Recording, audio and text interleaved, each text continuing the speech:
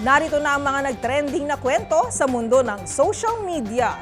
Pinoy CPA, top 1 sa isang accounting exam na isinagawa worldwide. All expense paid trip sa Tokyo Disneyland, regalo ng isang CEO sa kanyang higit 1,000 empleyado. Bride na nagsilbing host sa kanyang sariling kasal, trending online.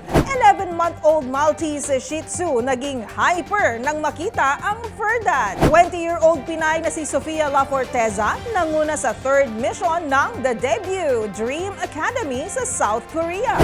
At K-pop group ENHYPEN na may collab kasamang Filipina social media star na si Bella Porsche. Sure akong ang lahat ng kwento o viral video ay hindi umaabot sa wall mo. At mga trending na hindi mo akalain yun pala ang totoong kwento kasama ang mga follow-up na ginawa namin sa mga posts na humahakot ng mataas na views, comments, and shares. Kasama ang buong grupo ng TNVS. Trending and the viral show ang kukumpleto ng buong kwento. Ako po si Karen Oyong at ito ang TNVS. Tuloy-tuloy sa pagbabalita, tuloy-tuloy sa serbisyo, sama-sama tayo, Pilipino.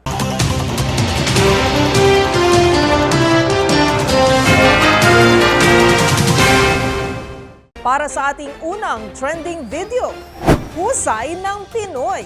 Isang Filipino CPA o Certified Public Accountant ang nagbigay karangalan sa ating bansa matapos makuha ang pinakamataas na grado sa isang accounting exam na isinasagawa sa iba't ibang bansa. Bukod sa naturang CPA ay may ilan pang Filipino accountancy graduates na nanguna sa eksaminasyon. Tunghayan ang husay ni Shannon sa trending report ni Pamela Adriano.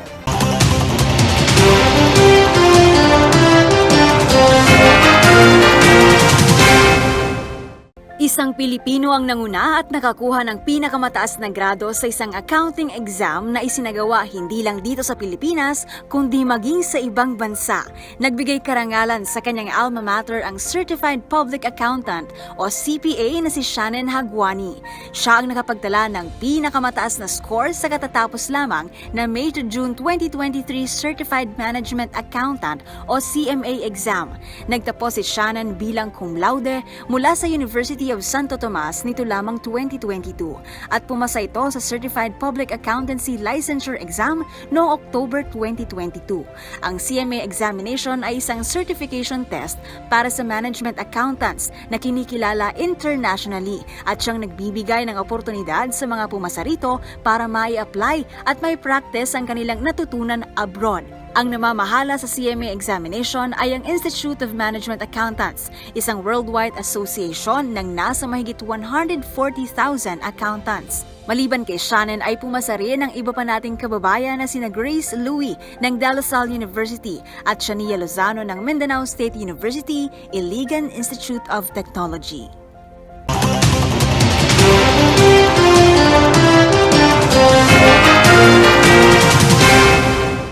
Sa ating next viral story, #Sana All. Ang nooy pinapangarap lang ng maraming empleyado sa mundo, binigyang kwatuparan ng isang bilyonaryong CEO sa Amerika. Kasabay kasi ng anniversary celebration ng kanilang kumpanya, inilipad ng CEO na si Ken Griffin ang kanyang 1,200 na empleyado, kasama rin ang kani-kanilang mga asawa at anak sa isang all-expense paid trip sa Tokyo Disneyland for 3 days.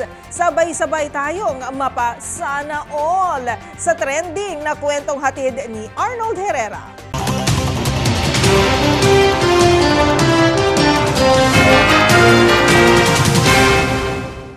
Kung ikaw ay naghahanap ng green flag sa isang kumpanya na gusto mong mapasukan, baka ito na ang sign na hinahanap mo.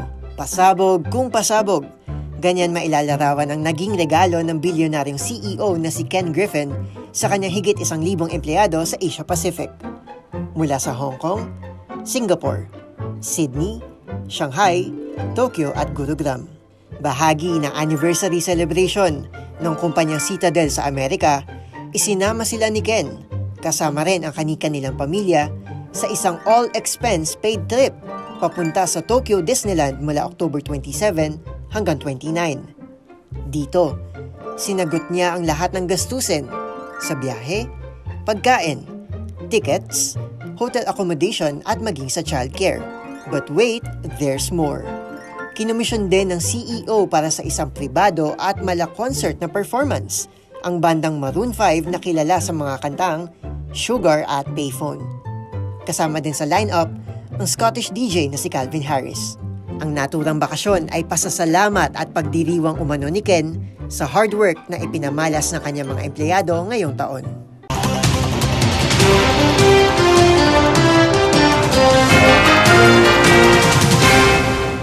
Sa ating next trending story, bride na, host pa. Sa ating mga nagdaang istorya, mayroon na tayong natunghayan na singing at dancing bride, kung saan siya na mismo ang kumanta ng wedding song ng kanilang kasal o kaya naman ay nagpamalas ng dance performance na hinangaan din ng netizens online. Pero sa istorya natin ngayon, isa ring talented bride ang bida. Pero sa pagkakataong ito, hindi naman nagpamalas ng husay sa pagtatanghal. Ang bagong misis kasi, ipinakilala ang sarili at ang kanyang asawa sa harap ng mga bisita sa kanilang wedding reception nang magsilbi itong host sa sarili niyang kasal. Pwede pala yun? Panoorin ang hosting skills ng bride na ito sa trending report ni Liway Abbas.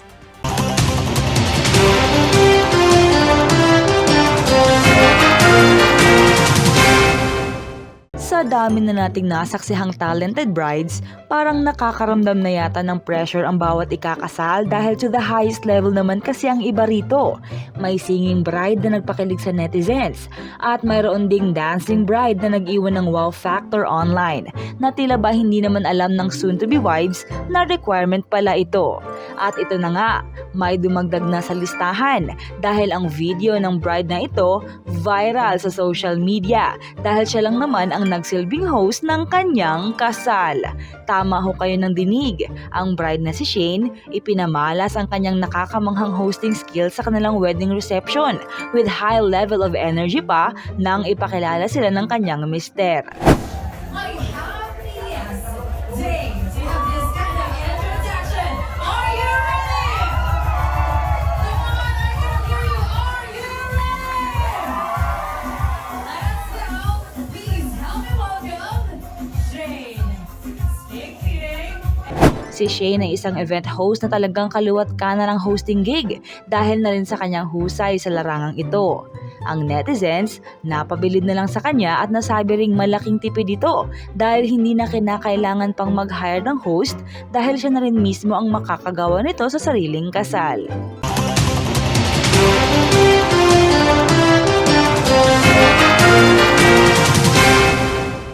Para sa ating next viral story, biglaang treadmill. Tila ganyan ang ginawa ng 11-month-old Maltese Shih Tzu na ito mula Rizal nang makitang umuwi na ang kanyang fur dad. Sa sobrang saya at excitement kasi, umaktong mabilis na tumatakbo ang fur baby habang nakatali. Ang nakakatuwang video na yan ni Baby Yoda, panoorin sa trending report ni Millie Borja.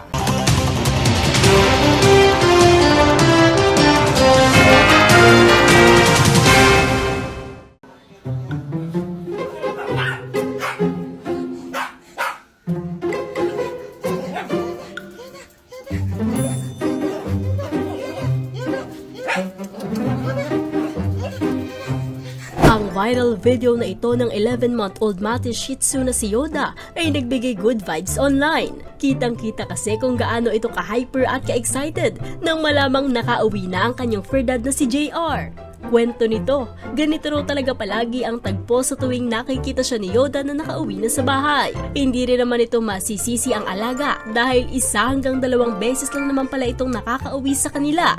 Kaya naman kitang-kita kung gaano kasabik si Yoda na muling makita si JR. Kahit nakatali raw ito, gaya ng nasa video, talagang todo ang aktong tumatakbo sa amo na parang nagtitreadmill. Tanda na sobrang na-miss nito ang kanyang fur dad. Dagdag pa ni JR, ang mga ganitong kilos ni Yoda ang nagpapatanggal ng kanyang stress at dahilan kung bakit lagi rin siyang excited na umuwi sa kanilang bahay. Syempre hindi naman mawawala ang hirit ng netizens. Komento ng ilan, parang ang layo ng tinakbo ni Yoda makalapit lang sa amo. Ang ilan naman, biniro pa ang fur baby at sinabing magandang exercise ang kanyang ginagawa.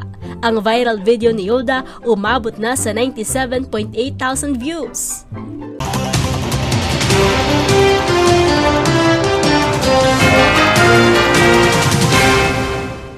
At para sa trending showbiz balita, 20-year-old Pinay na si Sofia La Forteza nanguna sa 3rd mission ng The Debut Dream Academy sa South Korea.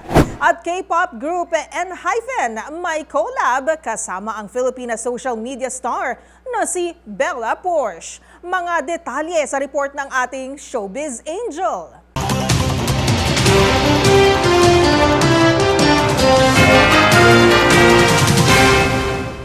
Siguradong pasok na sa finale round ng The Debut Dream Academy ang nag-iisang Filipina trainee na si Sofia La Forteza matapos muling manguna sa 3rd mission ng kompetisyon. Ang 20-year-old nating kababayan number 1 sa individual rankings with a total of 45,184 fan votes. Sa Mission 3, hinati ang natitirang 13 contestants sa 3 grupo. At dito na pabilang si Sofia sa group na nag-perform ng Pussycat Dolls song na Buttons. But you keep fighting, saying what you gon' do to me, but I see nothing. Kung matatandaan noong Mission 2 ay nasungkitin ng dalaga ang top spot. Kasama ni Sofia sa top 10 ang iba pang finalist mula Amerika, Australia, Brazil, Switzerland, Thailand at South Korea. Gaganapin ang finale show sa November 17. Ang The Debut Dream Academy ay isang audition program sa South Korea na binuo ng American label na Geffen Records at HYBE o ang kumpanyang nasa likod ng K-pop supergroup na BTS. Samantala sa iba pang balita, inilabasan ng K-pop group na ENHYPEN ang tracklist para sa kanilang upcoming album na Orange Blood, kung saan may collab song sila kasama ang Filipina social media star at singer na si Bella Porsche sa kantang Sweet Venom. Ang naturang EP i-release sa November 17. Ang grupo nakatakdang mag-concert sa Pinas sa February 2024 bilang bahagi ng ENHYPEN World Tour Fade in Asia.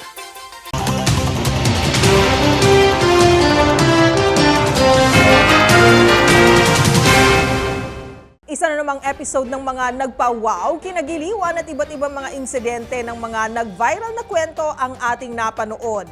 Pero ang pinakatumatak sa aking kwento ay ang kwento ng pagpupunyagi at success, ayan, tagumpay ng ating mga bagong CPA, ang ating mga certified na mga public accountants. Napakagaling nga naman talaga ng mga Pilipino. Actually, hindi na rin po ako nagulat dahil alam ko naman po na marami sa ating mga kababayan matalino na, magaling pa at syempre madiskarte, lalong-lalo na po ang ating mga CPAs. At syempre, inaamin naman po natin on a personal level na hindi natin kakayanin. Hindi kakayanin ng powers natin ang accountancy para sa mga genius yan talaga, o diba? Mga numero ba naman ang iyong kaharap? At syempre, pagbabalanse at pag-aanalisa, diba? Para naman mabigay mo po, ayan, ang isang napakagandang advice sa isang kumpanya o employer mo kung paano nila gagawin o di naman kaya ay magpaplano sila ng mga strategiya para lalo pang lumagot, lumaki ang kanilang negosyo. O di ba? Pressure.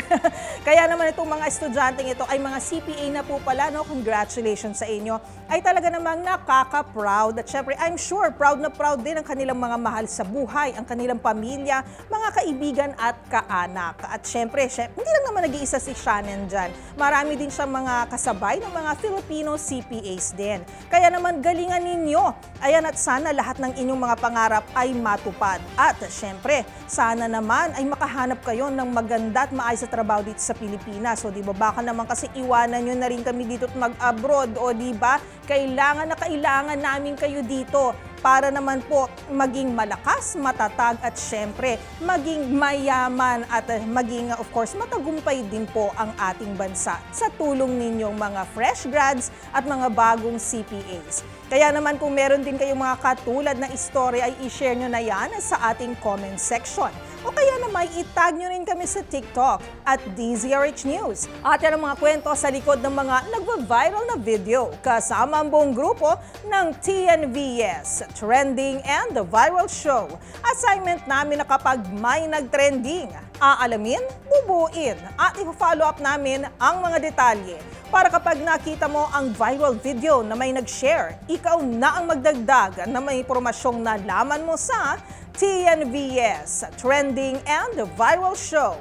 Mula sa kauna-unahan sa Pilipinas, DZRH, ako po si Karen Oyong. Tuloy-tuloy sa pagbabalita, tuloy-tuloy sa serbisyo, sama-sama tayo, Pilipino.